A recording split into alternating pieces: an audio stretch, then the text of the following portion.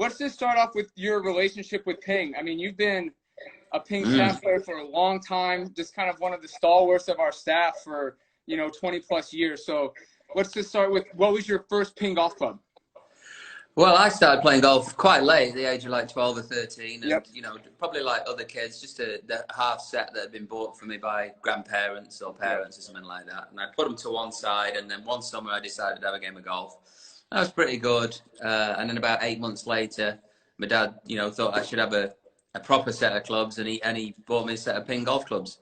And I started using, I2s, or it must have been 1986 or something like that. So, and then I had a bit of success with that. A couple of months, about 6 months later, I won the county championship in Nottinghamshire.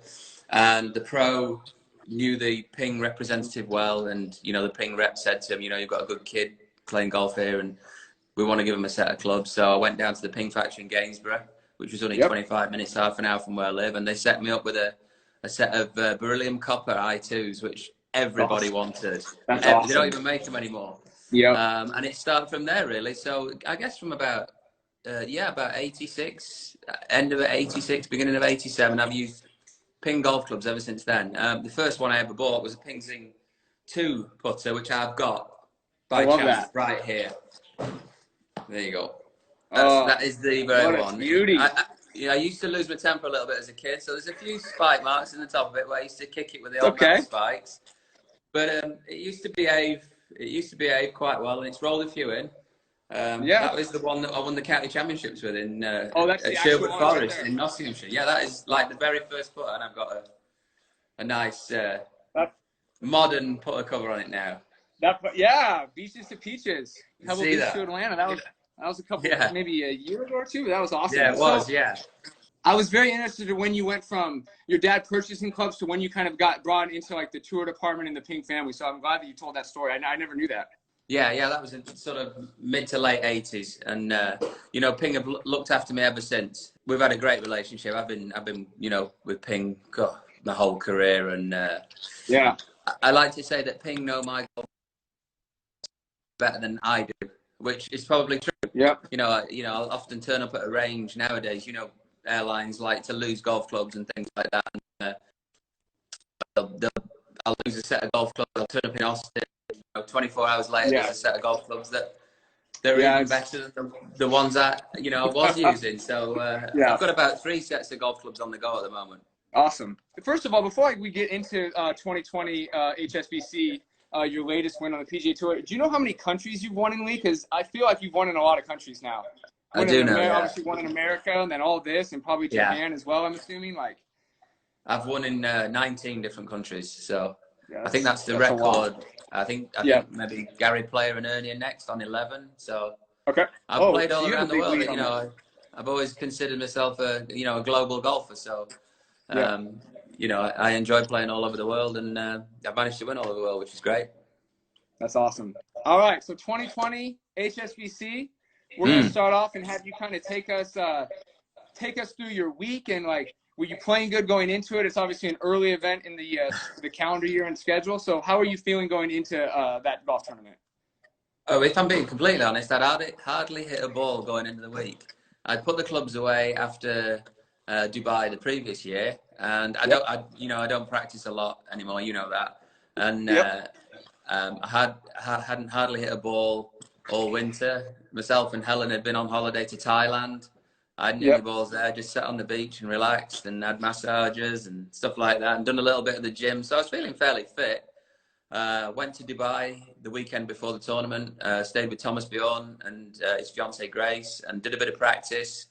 Did a bit of work with Robert Rock on the range, and really didn't have any expectations turning up in Abu Dhabi. Just drove down the road, and it's an hour from Dubai, and kind of what will be, and hit the ball well on the range. It started off well. I made a few birdies early on and rolled a few putts in, and all of a sudden I'm 7 under after a couple of rounds, I think, and then I shoot 65 in the third round, and I'm leading the tournament, and it's like, how's that sort of thing? It just shows you that when you have no expectations, and just freewheel and let things go, how easy it can get. It's just like being a kid again, almost. Yeah. And then, So and then I shot 67 in the last round, which was it was one of the best feelings I've had, because I was really controlled and didn't feel any kind of pressure from external things. Didn't look at the leaderboards for the first 12 holes, and had a look after about 12 holes, and I was in the lead, but it didn't change my mindset or anything like that. I just kept hitting fairways and greens and making putts when I needed to. It was really nice to get into that kind of zone. Awesome. A lot of the people that follow Ping closely and follow our brand know, you obviously know, we give away gold putters for wins, and we have a room that has all of them in Phoenix, Arizona. Right. And then we send you one when you win or when you make a Ryder Cup team.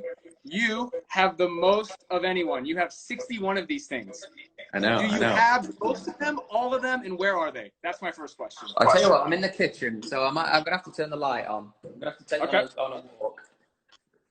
Let me turn the light on that's a bit closer. That's off. All right, they're all on. But we turned them into lamps, so they're good in old golf bags like that. And then there's another one there. Oh my gosh, that is awesome. That's from the Belfry in 2001, that golf bag. So. Oh, what a good idea. There's a load more, but they're dotted all over. Yeah. It's nice to make a lot. It's nice to make something of them, right? Rather than putting them away. It's nice to make something of them and be able to see them and remind yourself. So. For sure. And then one thing that some people might not know, like Sevi, he might have the second most. He has a bunch of wins too with a Ping putter, and they were all Ping answers, the whole thing. And you're not like that. You probably have, I would say, over 20 models, but right around in there, maybe 15 to 20 different models of putters. Yeah, there must be at least 15 to 20 different makes of putters. Yeah. So I think there's one that's a prototype that never even got released. It was. So, I believe that was made for I want to say that was made for Calcavecchia. It was made for Calcavecchia. Yeah, exactly. And I walked onto the truck somewhere in the States, and I was like, oh, I like that. And I picked it up and used it for a few weeks, and one of those weeks was that Andalusian Open, I think. That's awesome. That's why we make those prototypes. You never know. You never know.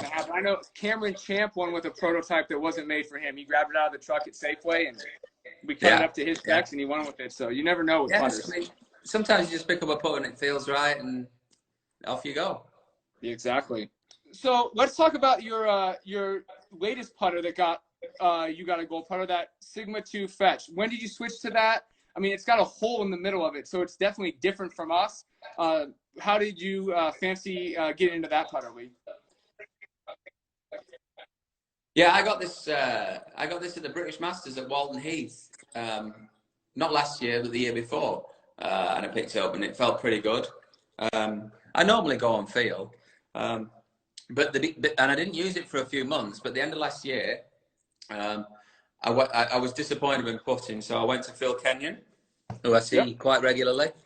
We went in his lab, and he gave me a couple of different options. We were going to try one up the arm, or we were going to try the pencil or claw grip. And the Fetch, fitted really well with the claw grip, and the figures came out well on the computer as well. So I just decided to use it from then, and I went from, I think, about 145th in putting at the Dunhill to second at the Italian Open the following week. So when you make a change like that, you don't expect it to work so quickly. And the following week didn't put so well, but I just persevered with it, and I kept doing it, and then towards the end of the year, I had a couple of top tens, and sure enough, it worked really well in Abu Dhabi, obviously. Well, Lee, I think we're coming to the end of our time. I want to thank you so much for joining us. Like I said, you're one of my favorite players. So I look forward to when we can get back on the road, build you some golf clubs. Until then, stay safely, and thank you very much for supporting Ping and being a part of our family for the last 20, 30 years. Cheers, my pleasure. Let's hope it continues for another 25 years. Let's do it, Lee. No reason we can't. Great. Cheers. All right. See you, man. Thank you.